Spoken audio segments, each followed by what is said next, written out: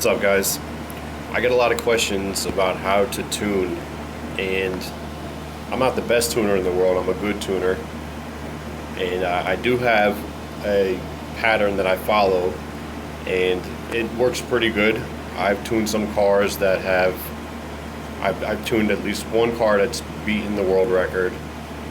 I don't hold any current world records right now. I kind of quit racing right after they changed the matchmaking. But there's some principles that I follow, and I follow them pretty regularly. And I'll show you the way I tune, and hopefully it works for you. And maybe it'll give you some ideas of, how to tune your own cars.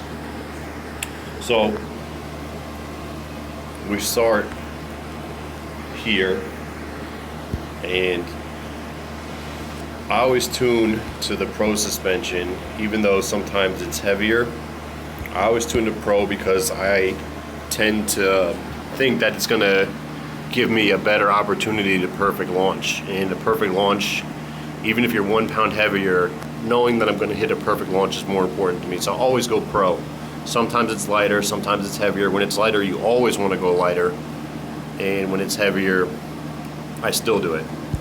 On that same concept, you always want to go the lightest you can with the body.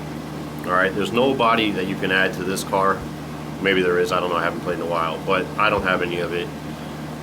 So you always go the lightest you can. And there's simple logic behind that.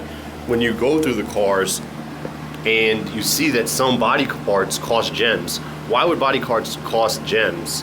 They cost gems because they make your car faster. When you're trying to tune to a max tune, you want your car to be as light as possible to get the fastest as possible.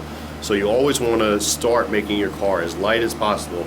Body kits, the suspension, you're going to do your weight reduction, you're always going to do it full. I say always because you want to put a lot of upgrades on your car because you want to race in lobbies where you're going to get a lot of points for turf. So you're going to put a good amount of upgrades on it. So you're always going to go with a full weight reduction. All right. So the first principle is to get the car as light as possible. Second principle, fully tune your transmission. And I'm doing that right now.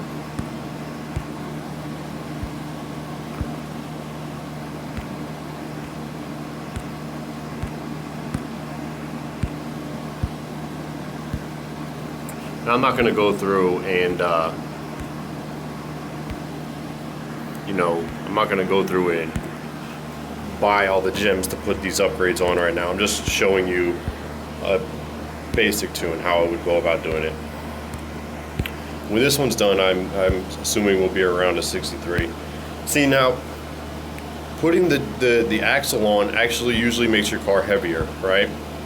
See, stock makes it a lot lighter. I always put this on, and I'm probably wrong, but it's another one of those things where I just want my fully tuned transmission. So the extra pound that it gives me, I'm willing to race with that. I'm hoping that in the game, having the completely fully tuned out transmission helps you again with the perfect launches. So that's why I go there. I'm always tuning my axle / drive shaft to the Pro upgrades. Now again, if you're max tuning, you may not want to do that because lighter is going to be always better. That's why I don't like max tuning, because sometimes it's really hard to drive. You got to be a really good driver to consistently win races on max tunes, and then your car also gets damaged fast. You have to have a ton of them. I prefer to tune to something that I can win pink races consistently, and there are some really good drivers that have taken a lot of my cars, so be careful out there. All right. So it used to be that you would always put your turbocharger on the car, but there are some cars that you don't turbo. Now when I'm turboing, I just look for the max horsepower. What's going to give me the most horsepower? Okay, so the first principle is, I forgot to tell you tires. Tires, got to do your tires too. All right, so the first principle is get your car as light as possible, put the suspension on it, put the tires on it, max out the transmission. That's your first goal. Your second goal is going to be horsepower, and it's going to be horsepower overweight.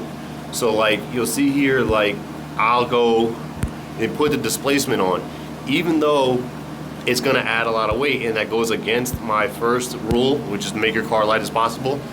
Well, that's the thing. You make it light as possible at first, then you put as much horsepower in. I don't care how much weight you add, you put in as much horsepower as you can, because the horsepower to weight ratio, you're gonna have a high horsepower, you're gonna have slightly higher weight than other people, which will bring your ratio down and allow you to have more horsepower than the guys in the lobby with you. So that's my theory. Light as possible at first, then as much horsepower as you can fit. And then once you get pushed up right to the edge of that lobby, then you're gonna wanna fine tune and just, you know, pop on something like this, like your camshaft. Then you're gonna check to see if you're above the lobby or below it. And that's how you do it. You go back and forth till you find as high as you can get in it. And usually, I'm sorry, I'm coughing, I have a little bit of congestion. But that's my principles for tuning, and it's worked for me. So I hope it works for you. Let me know what you think, and thanks for watching.